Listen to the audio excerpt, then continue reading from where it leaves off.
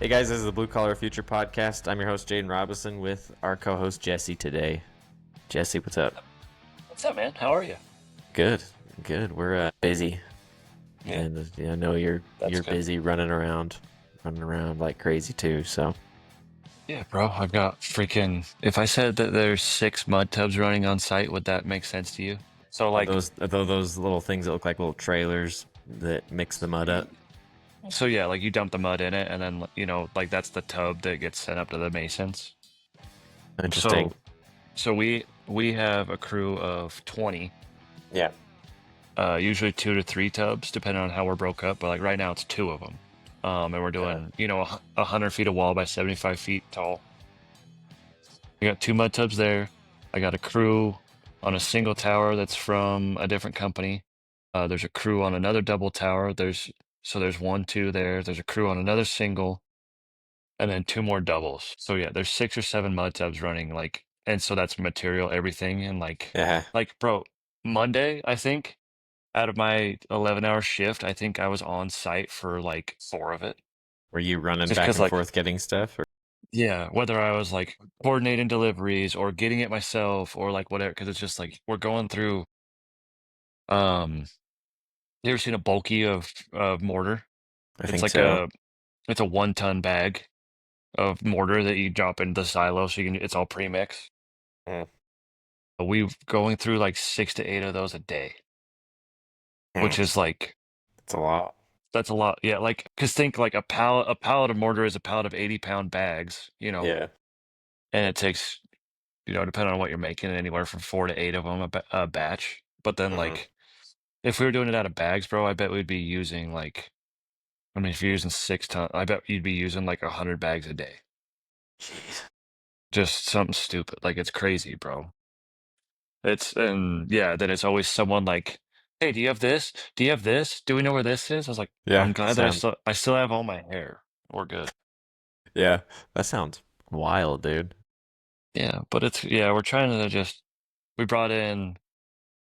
There's the other company that's been there that we talked about, but then another guy, he called us. He was like, "Hey, my guy's been out of work for a minute. They're from Provo," and Yeah. we communicated through our mutual at Sunrock, and so they're like, "Do you have anything that we could go do? We'll do it for this price," and it was a price that Dad was willing to take. So they came up and they've taken a wall.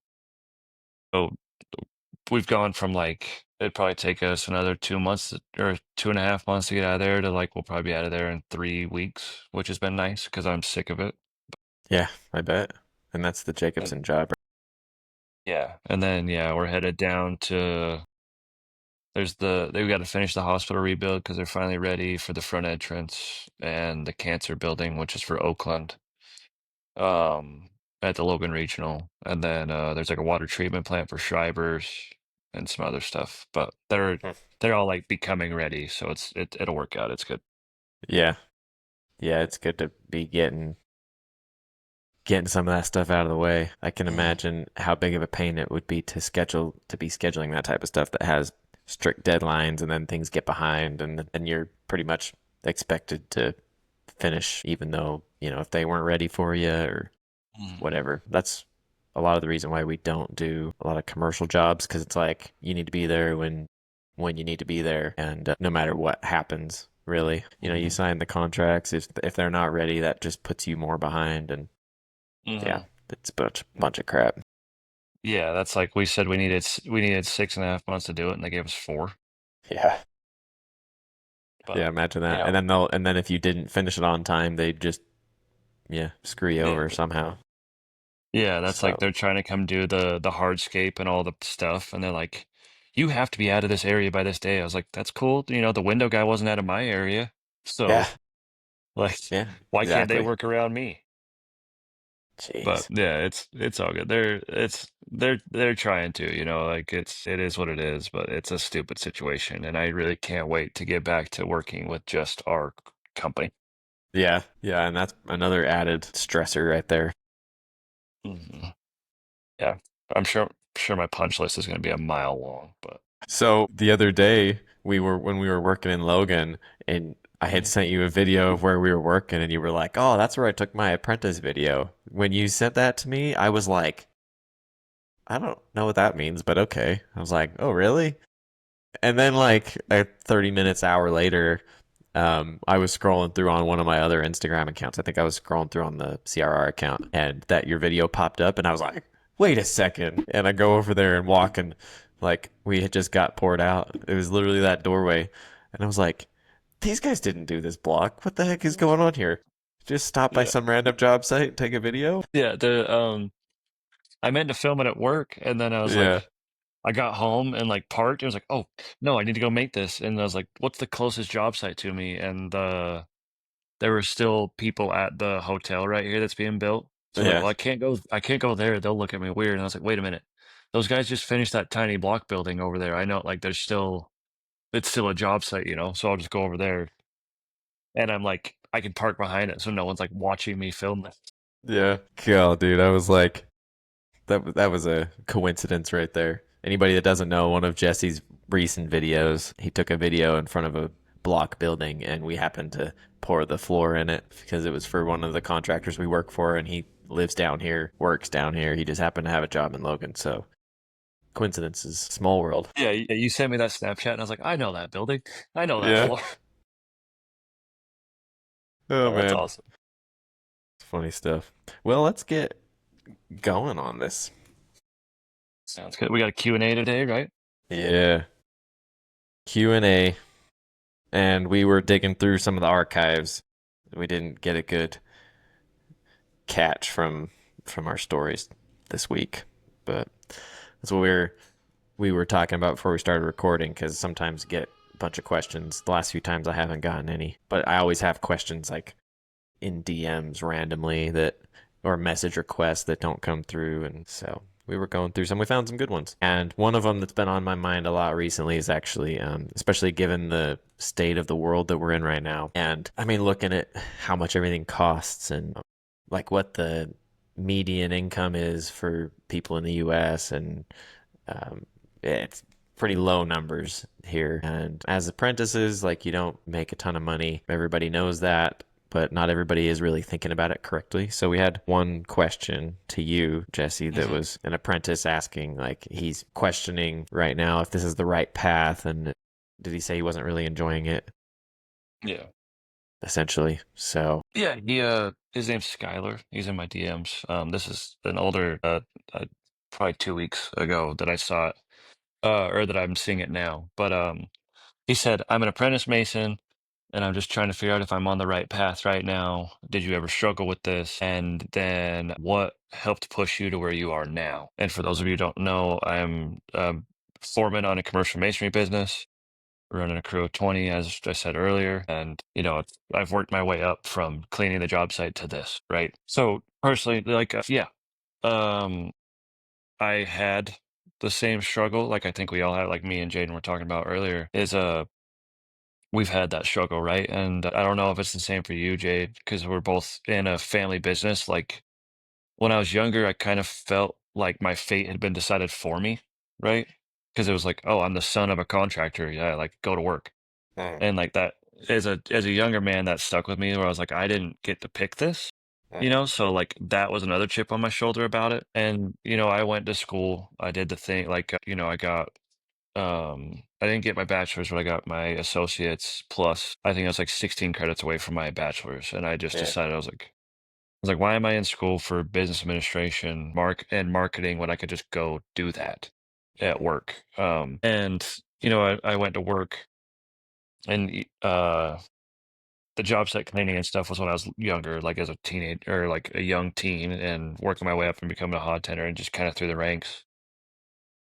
Because like dad was adamant about me knowing everything at the job and like knowing how everybody's job works and like earning my way up, right? So, but I got kind of like into that limbo where like I was really good at a couple things, like whether it was I was a good laborer, hot tender, I was a good operator, or I was good on the saw, and like you kind of get stuck in those spots, or mm, like when you become an apprentice, you're kind of like in limbo, if you will, like we were talking about, and it's those thoughts pop up, and it's like, is this really like what I want? Because like you said, you're not making top dollar in that moment because you're still learning. And in our trade, instead of going to school to pay for the degree to get the education, you're in the trade and using your time and labor to get the education, but it still takes like 4 years, like you were saying, or to become really proficient in something, and that's when you start to make money. Like it's the hockey stick graph, right? Like it does. You Yeah. like do this for so long, and all of a sudden it does this.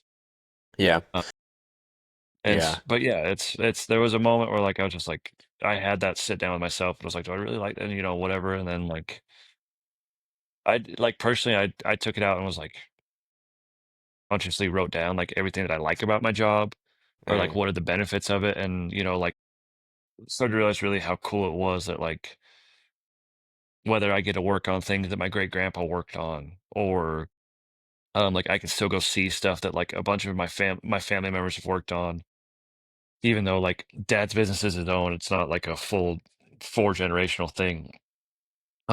But like that sort of stuff, and then thinking about the aspect of like, okay, stuff that I build is going to be around forever. I can have that legacy, and then as time's gone on, it's where I've transitioned to being the foreman, and this social media type is the impact I can have, the lasting impact I can have, not only on the buildings we're building, but on the people that I'm trying to bring up, or like to help out in the trades, or the people in our crew and stuff like that.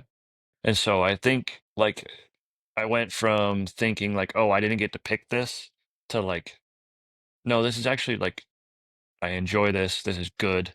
This is where I want to be. And then I found my passion in it. Like I was, Mm. especially when I was an apprentice, like I did my part and I got good at it. And like I'm good at my job, but now that I've stepped past more so the labor part into like the leadership and the education part and stuff like that. That's where I found like I'm really passionate about that stuff because I want the those young guys around me or whoever it may be to have the opportunity to get ahead in their own life and get better. So like being able to Hmm. help them do that has been really cool. And so like the light at the end of the tunnel, if you will, has been getting to this point Yeah. and just consciously like figuring out what I enjoyed about this and what like path I wanted to take and actually having those conversations with the people around me, whether it was my coworkers or the journeyman or my father, of like what path I wanted to take and like really stepping into it and like putting my foot on the gas, if you will. Yeah. Yeah. I agree with all of that. I had, similar situation like growing up family business. And it's funny how family, like being boss's son, family business type stuff is viewed in the trades because everybody just assumes that you are where you are because of that. Mm, I think sometimes there might be an aspect of that, but if it's a good business, you can tell because like your dad wouldn't have put you in the position where you are if you didn't go through the ranks. And most people wouldn't because that's mm, not a like you're like if you're just giving your kids everything and they don't know what the hell they're doing. Like that's not a good way to make money. So like just a side note there. That's a topic that always comes up like, oh yeah, you're, daddy's boy. Like, of course you're doing that. I think we actually had somebody respond to my stories because of our first Q&A that was like mm. talking shit on you to me. It was like, you're really gonna Q&A the guy that works for his dad? Yeah. Dude, there's an element of family businesses that's so freaking hard, and it's why a lot of people actually don't work for their family. So, anyways, long story short, though, is like I had a similar situation, and my dad was actually telling me to get out of it Mm, because the same rhetoric of like that is going around is like, oh yeah, go to college. You need to go to college to be successful and all of that. Use your brain, not your body type stuff. mm, But all growing up, like I always saw my dad doing just as good or better than anybody else, and I was like, I always had a feeling that mm, it would turn out well if I went through with it. But I always, when I was an apprentice, had an idea that when I was younger, I was like, man, this sucks. This is freaking hard. Like, I don't like it. Don't make good money. Like, I had all of that stuff almost the mm, entire time that I was working, that I was younger. I was always grateful that I was doing something that I was because like there's a certain amount of pride you get from a hard day of work and mm. being paid from a hard day of work and that type of stuff. But I didn't ever see that come to fruition until I started to realize what it could be. And then I started to see a direction that I could go because I just Mm-hmm. always had an idea that it was not a viable career or not even a career, like almost like it's lesser than, right? And I think Mm-hmm. a lot of people have that when they go through, and it only serves to make it worse on your perception of the job. And when you're an apprentice and you're not making that much money and you can't see that light at the end of the tunnel and you don't have a direction, it's really hard to know whether or not you're going in the right direction.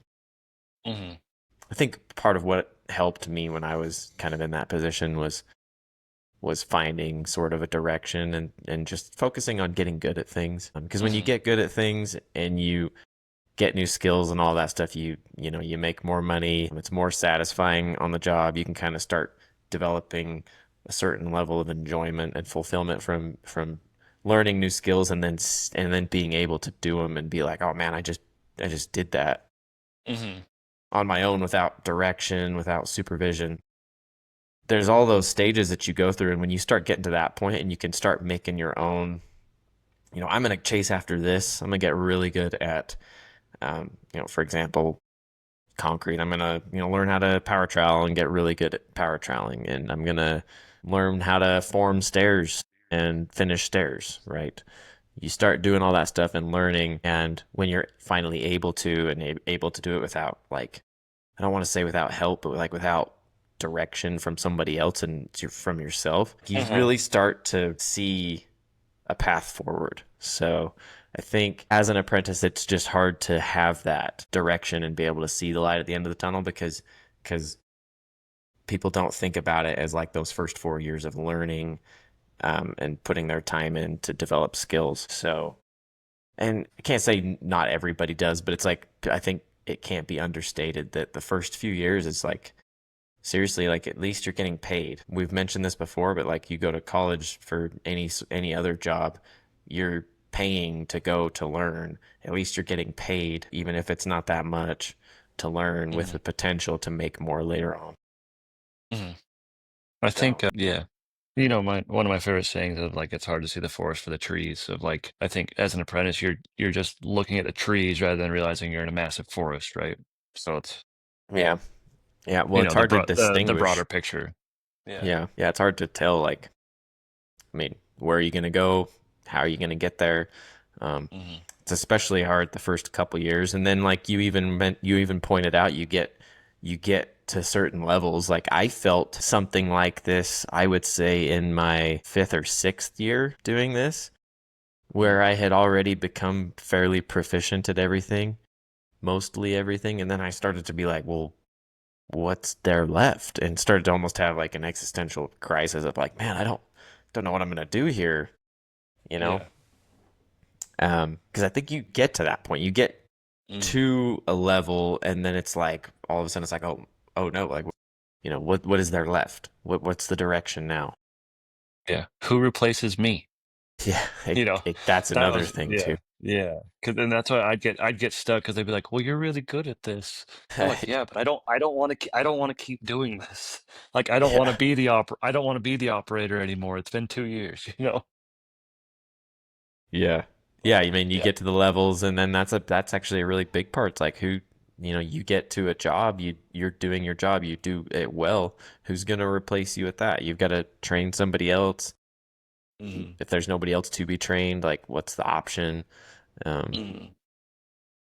it's hard to know if you're on the right path. Like my suggestion is always figure out a way to enjoy what you're doing and Hmm. enjoy the process because like the farther you go, the more you learn. I mean, it's better, you make more money, all that, but you also get more stress and more headache, and it really is something to be said about enjoying kind of being able to enjoy everything that you're doing Hmm. because sooner or later you'll find yourself really enjoying what you do, and then you'll find yourself no longer able to do it in the first place because you have to watch everybody do it instead.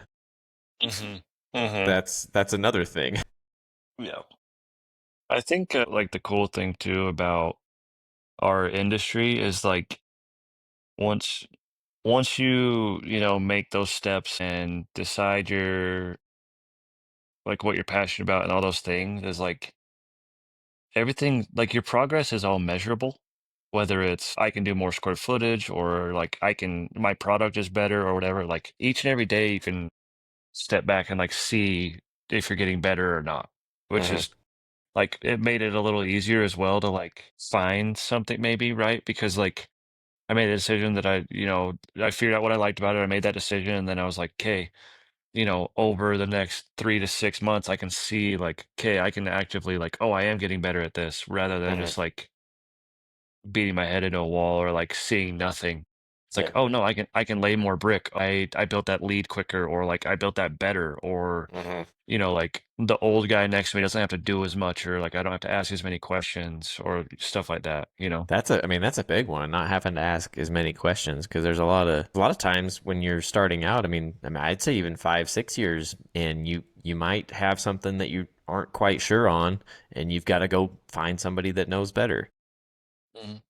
When you But dude, start to realize you get to a point, you're probably mhm. nearing there where you're like can essentially handle everything and don't typically have questions about anything. Um, Yeah. and I people are still, coming to I was you. gonna say, yeah, I'm the question guy or the answer guy at this point, but like Yeah, there's still, I'm not the oldest dude on site, so there's still people yeah, that know way more than me that like I can still be like, hey dude, here's what I'm thinking, but like you've probably seen this before, so like what do you got? Like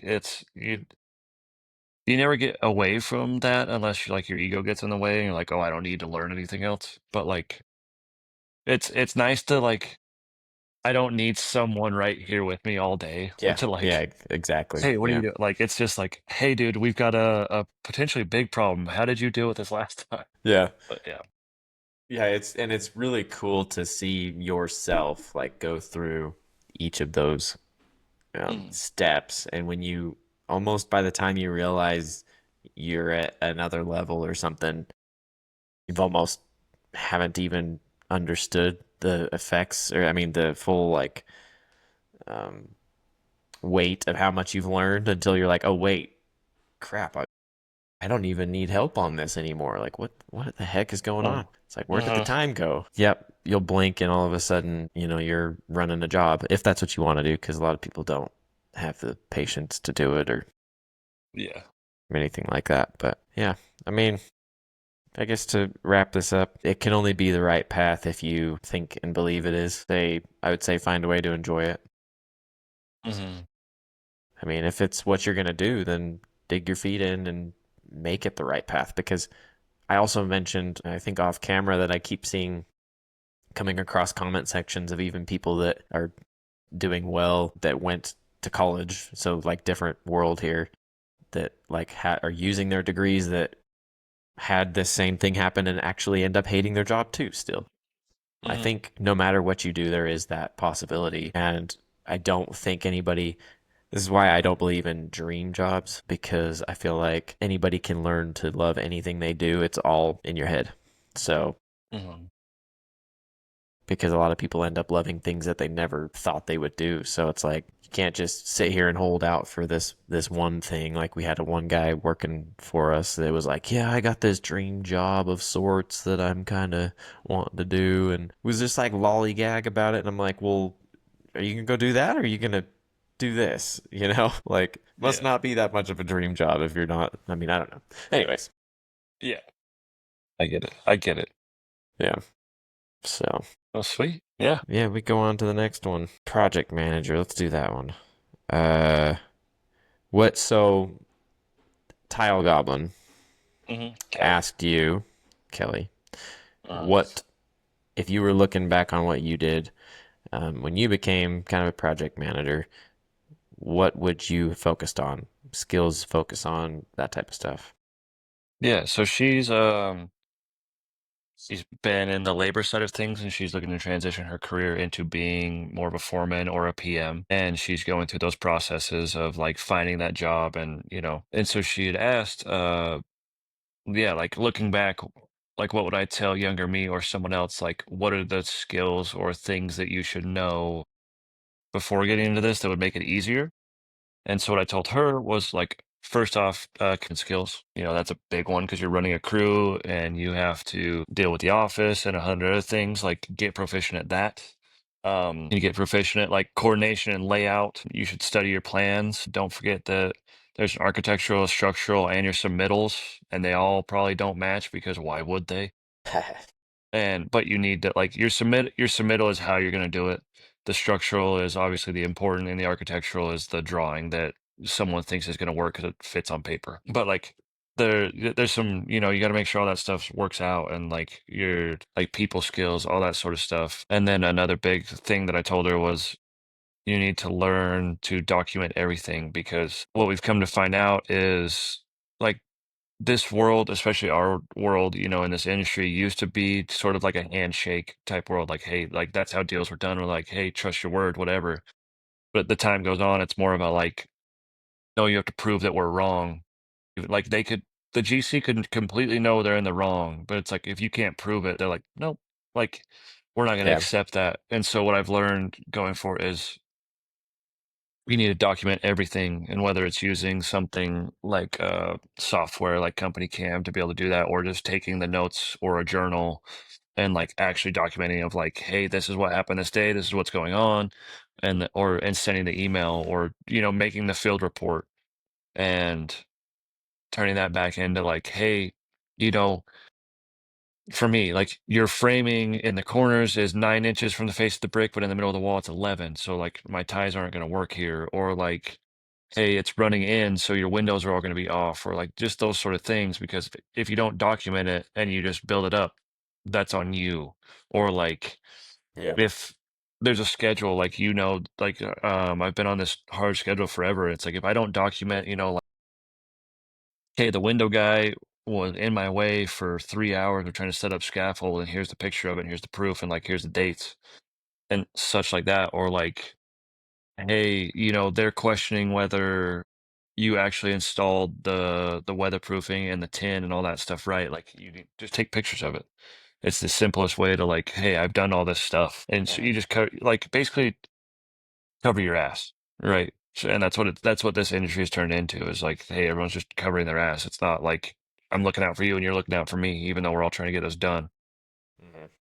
That's a big thing, younger me. So yeah, like covering your ass, looking at the plans and making sure like you understand them and ask all the questions. And like, hey, like if this, if you're looking at the architectural and the structural and the submittal, and like there's something that doesn't really make sense, bring it up as soon as possible and get the answer. Because trying to like do it and whatnot and getting caught up and like, we missed that because I didn't understand it, like it's your fault, right? Mhm.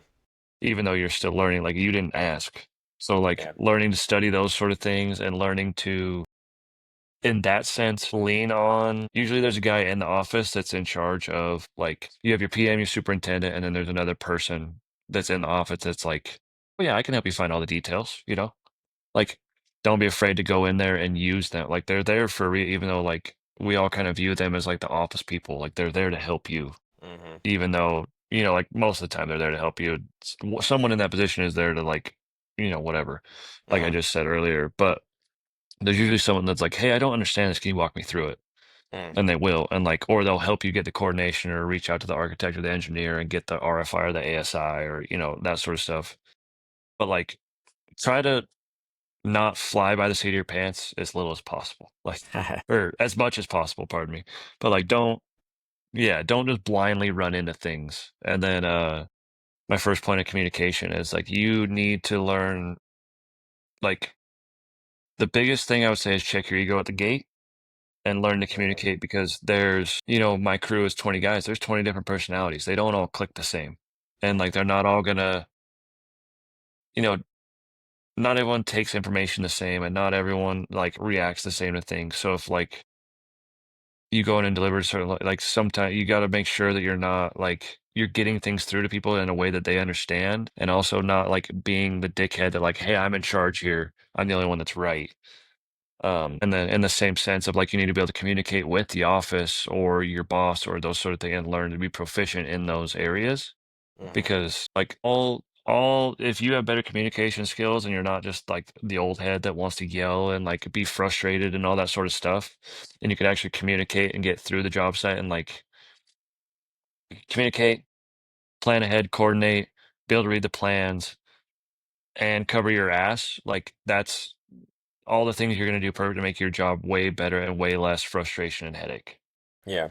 And like there's books you can read, or there's 100 resources that you can go through, or courses and things like that. Yeah. That sort of stuff. Like those are key points that like I felt like I was decent at before I got into this position, but the more I get down this road, the more I'm like, I keep leaning into those sort of things and trying to get better at them myself. So it's like if I could go back, I would have been like, hey, kid, I know you're laying brick right now, but like this is where you're trying to go. So spend your nights focusing on learning these like focus, I guess you'd call them soft skills, right? Instead of hard skills, Mm. but like make sure you're doing that because you're going to use them every day. And then yeah, Yeah. stuff like that. Yeah. Yeah. I would say communication like super important. Especially because there's a lot of GCs out there, superintendents out there that you'd be working with that don't communicate that well. So you need to be able to like, sad to say, but you need to be able to pick up the slack there Hmm. and like reading the plans and planning ahead. Super important because again, like their communication might be off. They might not tell you something that's important, and if you miss it, they don't tell you, or if they miss it, that's on the plans, and then that could cause a lot of issues and setbacks Mm. because that happens as well. I mean, there'll be things show up on the plans that nobody notices, and then we'll get there, and it's like, well, what's this? Oh, yeah, I didn't notice that. Hmm. Didn't notice this big monolithic footing right in the middle of the floor that needs to be there. That's not dug. Like Yeah.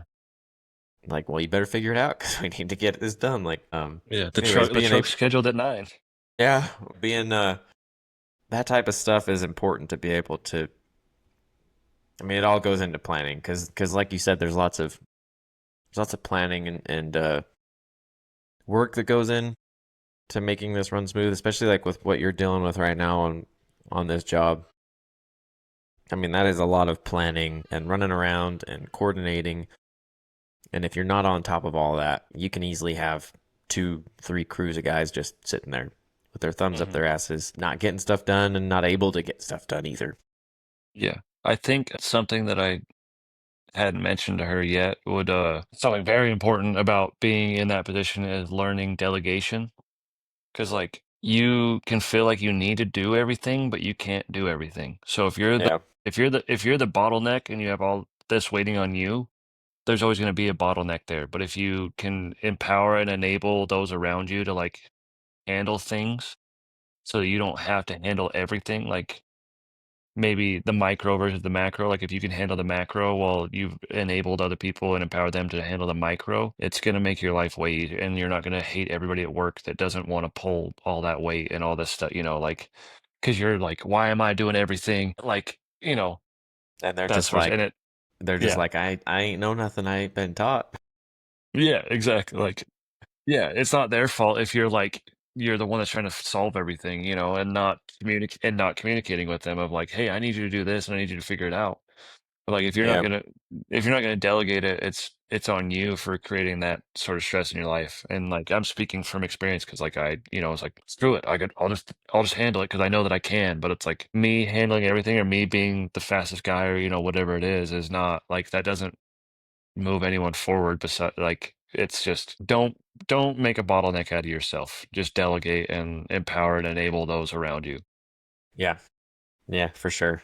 I mean, delegation, that kind of goes along with communication too, and Hmm. checking your ego at the door, that type of stuff. Because being able to communicate and, like you said, with a bunch of different personalities is something I'm working on, but something that I like to do, especially like when I realize that I'm trying to take everything on and there's stuff that people can do that I don't need to do myself. I mean, there's some Hmm. things that I do need to do, and that's not very many of them, even if I might think it's everything sometimes in my head.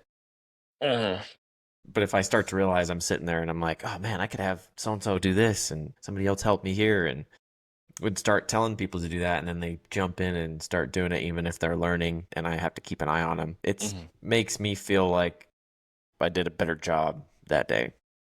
So, and I wanted to mention also, like, keeping record of everything. I think that's probably something that should have been done for a long time, but now just the industry is so cutthroat nowadays. It's like if you don't cover your ass, you're freaking sued or whatever because of some stupid mistake that probably wasn't even you.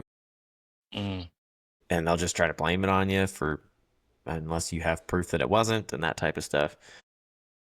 So just keeping track of all that stuff, yeah, super important. And all things that being a project manager or foreman should really know that a mm, lot of people that a lot of them don't do. So if you can focus on that stuff, you'd be better than probably what 80% of the ones out there yeah, from what I've seen. So for sure. That's I had I had another one. Someone was asking me, they were switching careers and they were interested in starting off in concrete hmm and asking where to start and an educational route. And I'm gonna also twist that to ask you from a masonry standpoint as well. But I'll just go from my experience with the residential concrete. It's like a lot of people do start out in residential concrete. And I've talked about this a lot, and I think I answer this question like once a month. But like if you're interested in starting, I would say just go find a company and just start working. There's not necessarily an educational route that I would recommend, and I didn't take an educational route for this, and I don't know very many people that did, but I do know that you can. So there's also like you can go to a tech school. I think actually our local technical college has a concrete some sort of like finishers certificate or something. You can go try it. I think you can go learn about it. And I mean, that tech schools usually aren't that expensive, so you could probably go at least learn about it and try it out or something. And I think that you also have to like go shadow a company so you can go learn that way through the school. So that's like a route that you could do if you were curious but not sure. But I would say like the best thing is just to find a company and just start working. If you're in a place with a union, that's probably a good way, and that is technically an educational route because they have a lot of classes, structured classes and training, and they'll pay for that and all of that. So like that's all I would say. And I'm answering this again on here so I can kind of have a place for it to be. It's like because I answer it in DMs all the time. But like I would say start off, find a company. Even if you have like you can fire a company that you work for. You don't have to work for somebody that just sucks. But try out with somebody and see if you like it. If you're already pretty convinced, I'd say try to find a company and stick with them. But because that's and then put a lot of, put 100% effort in and try to be learning and providing value, and it'll work out the way you want it to most of the time. So most people just don't stick with it. yeah. What So for you guys, like what's a good way for someone to find a reputable company to work for? like when we've hired guys, it's a lot of times through friends of guys that have worked with us. So if you Mm, happen to know people that do it or know people that own companies, I would do that first. If you don't, you just start looking on like Indeed and stuff because like we've hired people from Indeed. One of our guys, I'm pretty sure we hired from Indeed that's still mm. with us. Can they go to like so like us, you can go to the local brickyard cast site and they have a list of contractors, right? You know, they have all their clients or they have people that are like looking for work or looking for laborers and things like that. Does something like Parsons or can they is there anything like that in concrete or Well, I don't think there is anything specifically. That's something I'd have to ask around about. But you hmm definitely could, because we have a really good relationship with Geneva and Parsons. hmm So, like, my dad's, I mean, talking to them all the time. Their salesmen come out on our jobs all the time. Like, they would know. So, if you also knew like salesmen in these concrete companies in your area and mm, ask them about contractors they know, they probably have an idea.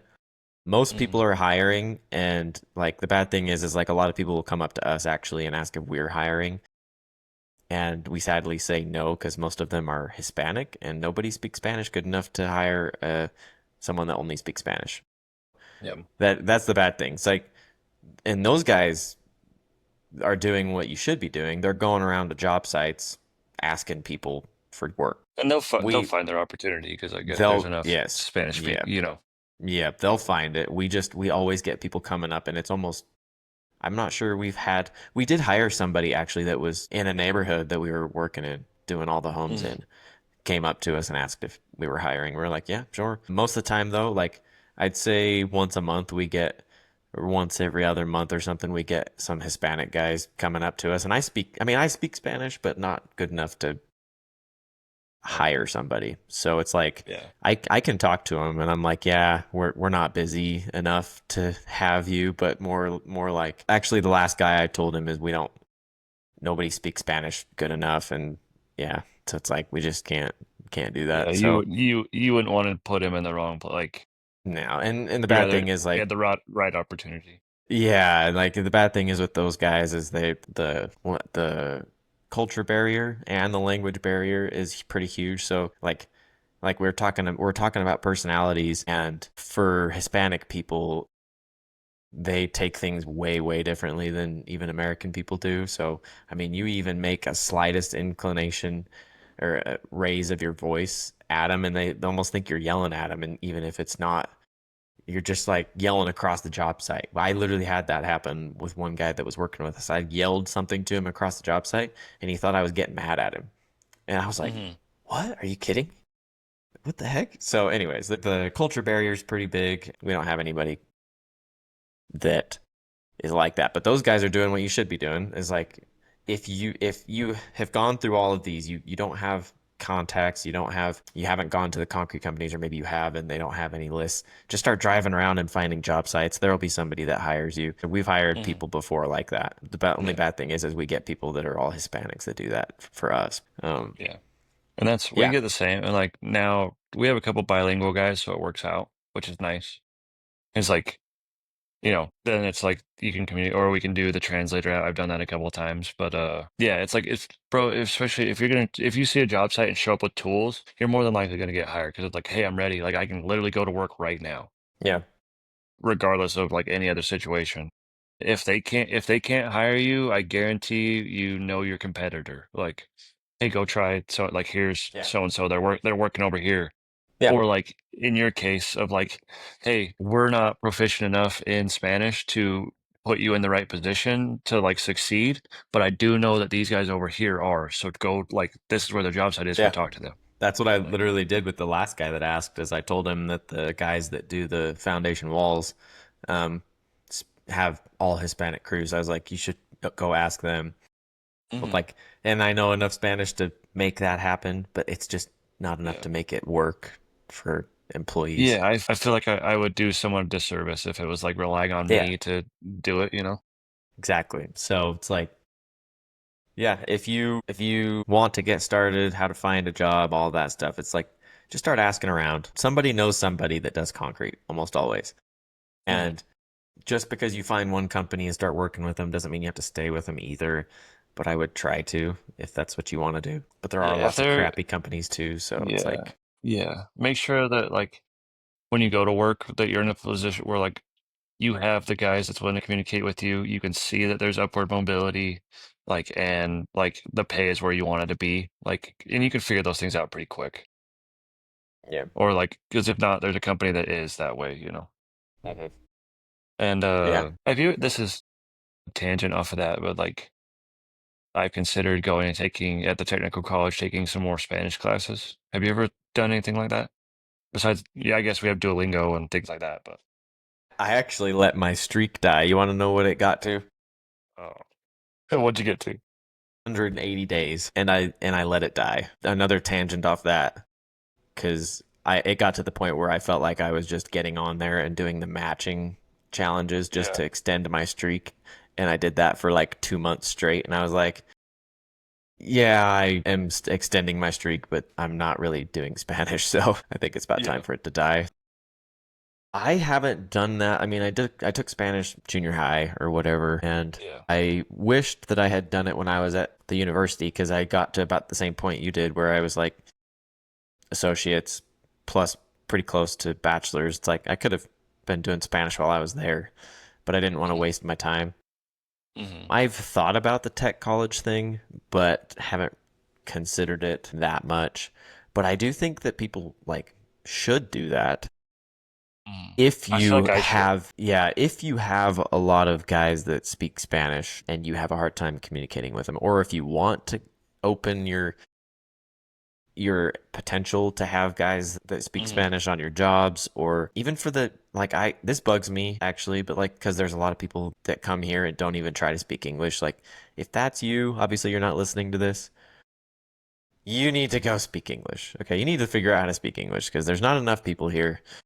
It's a pain in the butt, and it's a pain in the butt for everybody because we speak English, and if you got Mm. people that like don't speak any and don't even want to, it just makes it hard.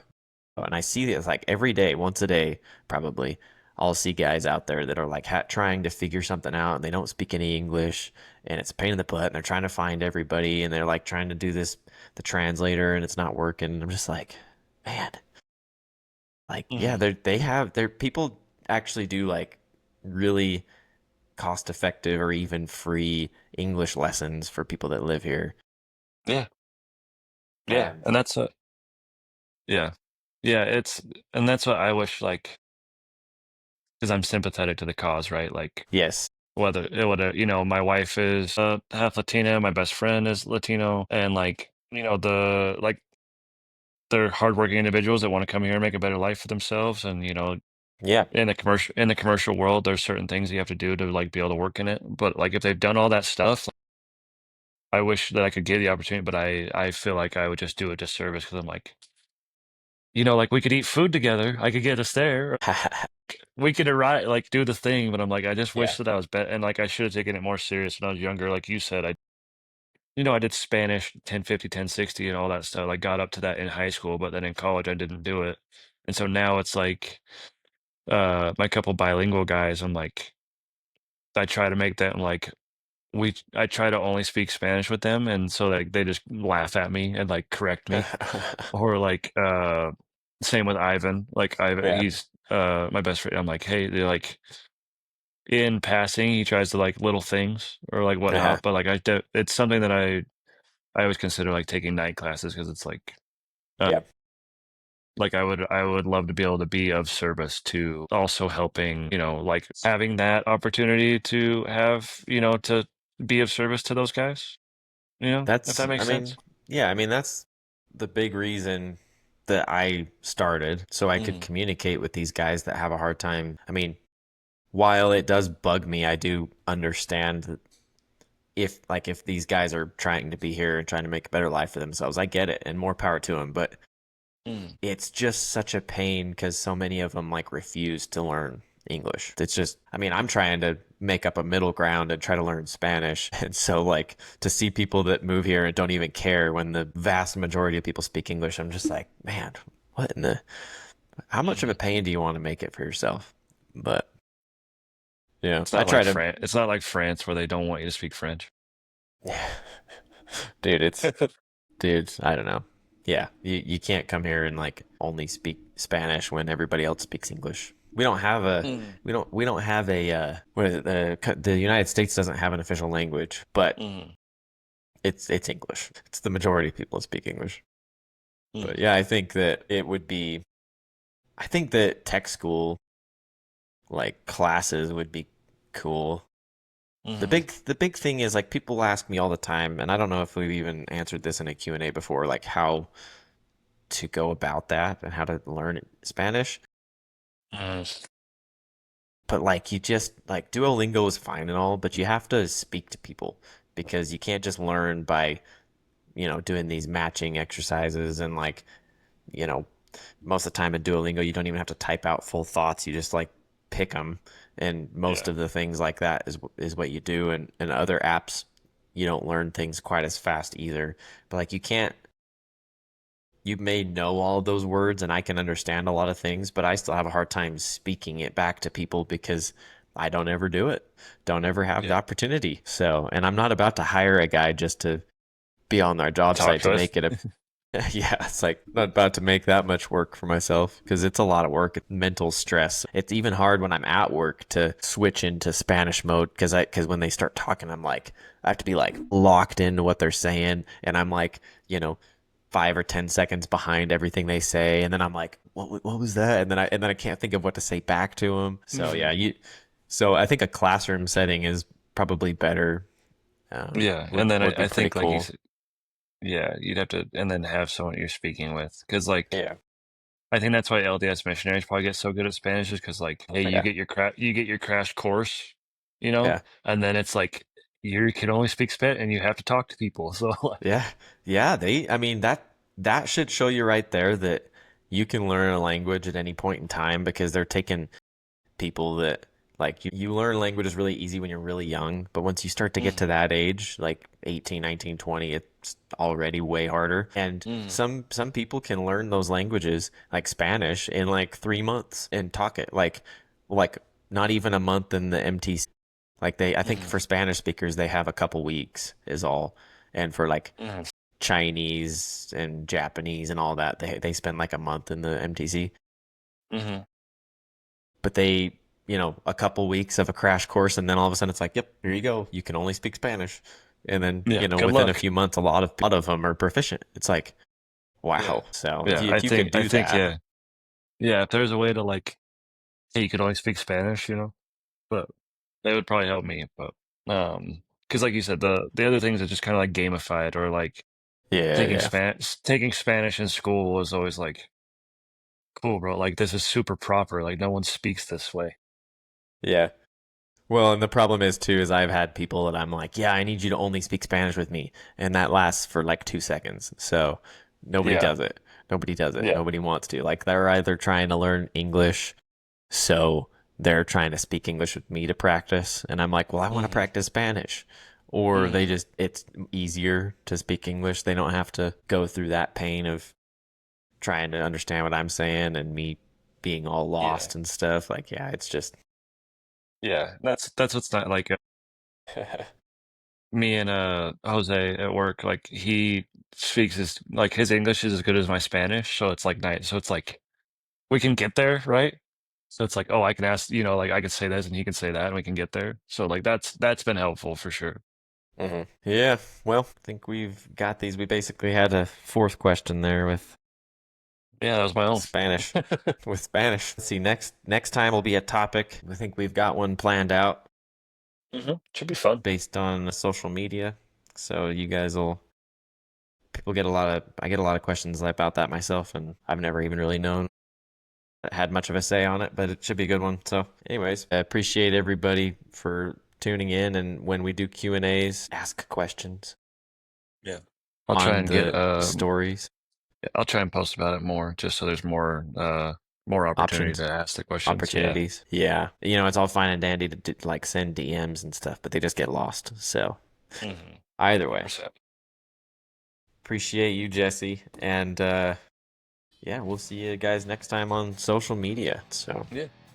Appreciate you. Appreciate yep. y'all and happy Mother's Day, everybody. Yes, happy Mother's Day.